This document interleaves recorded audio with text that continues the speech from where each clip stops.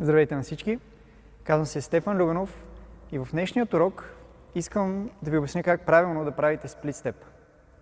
Сплит степът е техническо действие, което ви позволява доста по-умело да се движите по корта. Реално представлява това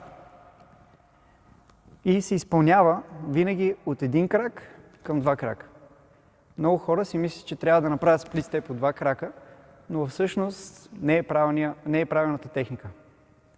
Ако вие тичате за дадена топка, за да скочите от двата крака, вие трябва да спрете, да отскочите и да продължите. А идеята на сплит степът е точно това, да ви даде свобода. И реално вие трябва да отскочите от един крак, да се приземите на два. Отскачате, приземявате и вече мога много по-бързо да тръгна към дадената топка. Ако имате въпроси, моля да задайте ги в коментарната секция.